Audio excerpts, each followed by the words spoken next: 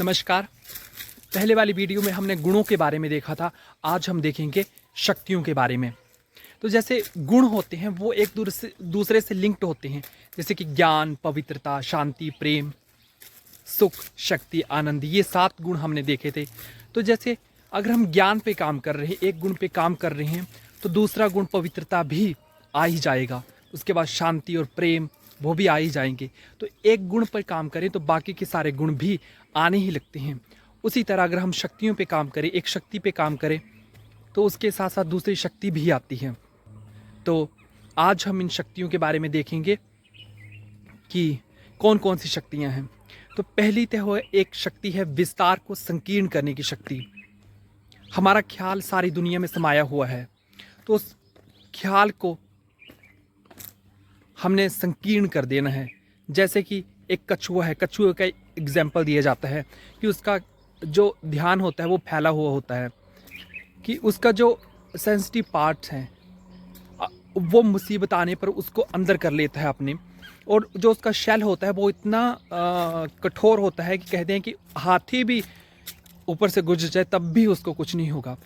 तो हम ऐसे ही अपने आप को विस्तार को संकीर्ण करके, मतलब अपने आप को आत्मस्थ कर लें, अपने आप को स्वस्थ कर लें, स्व में स्थित कर लें, तो हम पर भी कोई भी परिस्थिति, हाथी के साइज वाली भी प्रॉब्लम आ जाए, परिस्थिति आ जाए, तब भी हमें कुछ नहीं होगा। दूसरी शक्ति है समेटने की शक्ति, पावर टू लेट गो।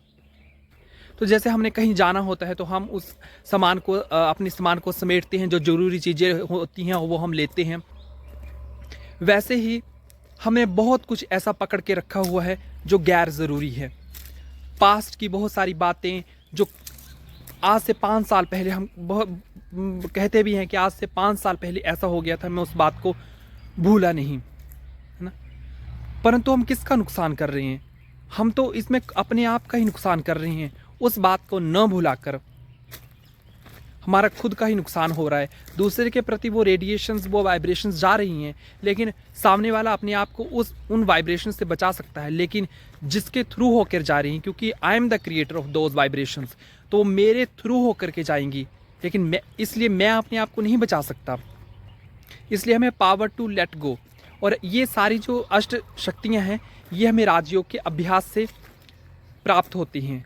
ये खुद को आत्मा मान के हम परमात्मा को याद करते हैं, और इससे हमें अष्ट शक्तियों की प्राप्ति होती है। और भक्ति मार्ग में इसके लिए दिखाया है कि देवियों को 8 भुजाएं, इंटरनल जो पावर्स हैं उसको बाजुओं के द्वारा, बाहों के द्वारा दिखा दिया गया है।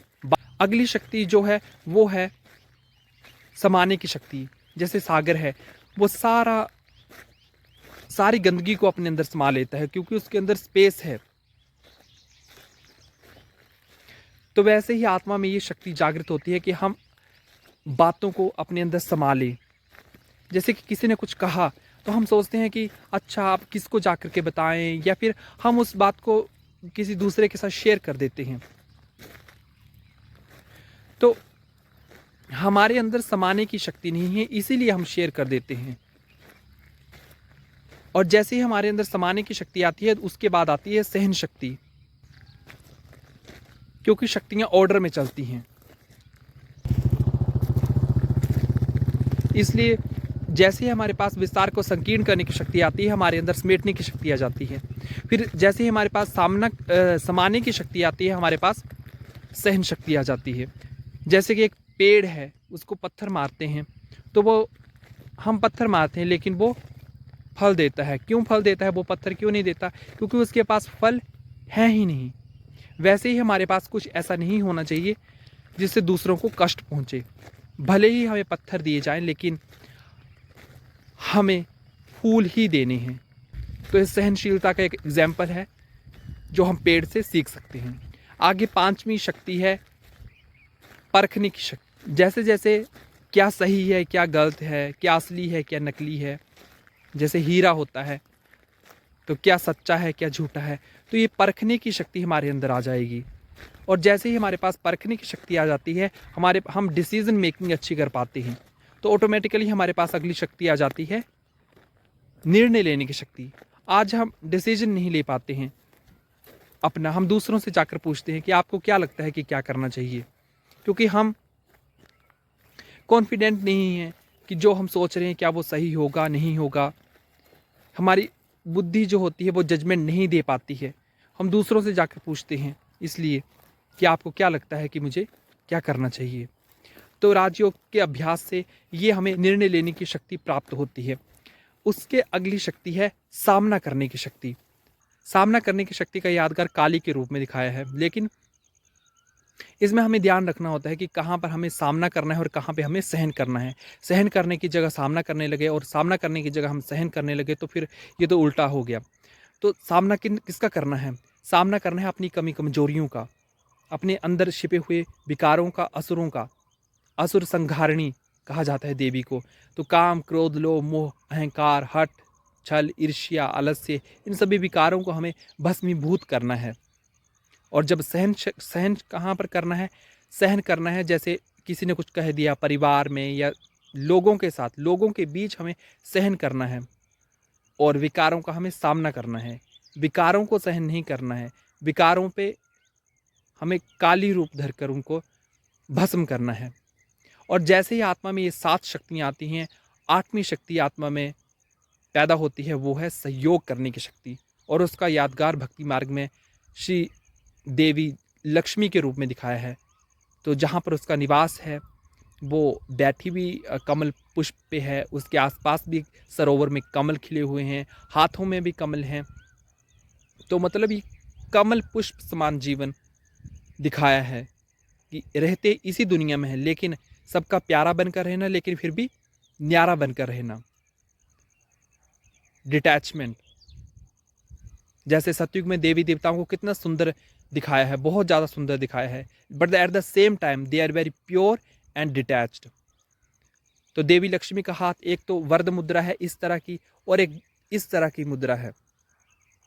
तो एक है दोनों ही स्तर पर, मानसिक तल पर अगर देखें तो दूसरों के प्रति मन में शुभ भावनाएं भरी हुई हैं, तो वरद मुद्रा है, गुड विशेज हैं, शुभ भावना, शुभ कामना है। और दूसरे हाथ से सोने की मुद्राएं, सोने की सिक्के निकल रहे हैं। मतलब प्रोस्पेरिटी भी है और प्योरिटी भी है, पवित्रता और वैभव दोनों ही साथ साथ में चल रहा है।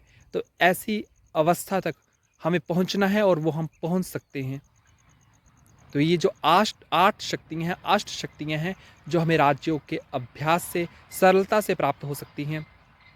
और इनको प्राप्ति के बाद, जैसे कि कोई व्यक्ति है, एक व्यक्ति है जो घोड़े पर बैठकर जा रहा है, तो बहुत तेज जो घोड़ा भाग रहा है, तो किसी ने पूछा कि भाई कहाँ जा रहे हो? तो उसने कहा कि वहीं जहाँ पर ये घोड़ा ले जाएगा। तो हाँ, जैसे अर्जुन ने कहा कि चंचलम ही मनः कृष्ण, तो हमारी हालत ऐसा ना हो कि हमें हमारे भाव, हमारे विचार ही बहा कर ले जाएं। तो जब तक शक्ति नहीं तब तक जीवन में सुख नहीं, जब तक हम शक्तिमान नहीं बनते तब तक हमें सुख की अनुभूति नहीं हो सकती। सुख का अनुभव वही कर सकता है जो शक्तिमान है। जैसे कि आप गाड़ी चला रही हैं, अगर आपके पास पावर टू स्टॉप नहीं होगी, पावर टू टर्न नहीं होगी, आप उस गाड़ी को कंट्रोल नहीं कर सकते, गाड़ी आपके आउट ऑफ कंट्रोल है, तो आप तो भय में जिएंगे। आपको डर लगेगा कि कब क्या हो जाए, कब एक्सीडेंट हो जाए, तो वो आपको आनंद का अनुभव नहीं देगा। लेकिन अगर गाड़ी का कंट्रोल आपके हाथ में है, पावर टू स्टॉप आपके हाथ में है, पावर टू टर्न आपके हाथ में है, तब वही यात्रा जो होगी वो आनंदकारी बन जाएगी। तो इन शक्तियों को राजयोग के अभ्यास से कोई भी सरलता से प्राप्त कर सकता है।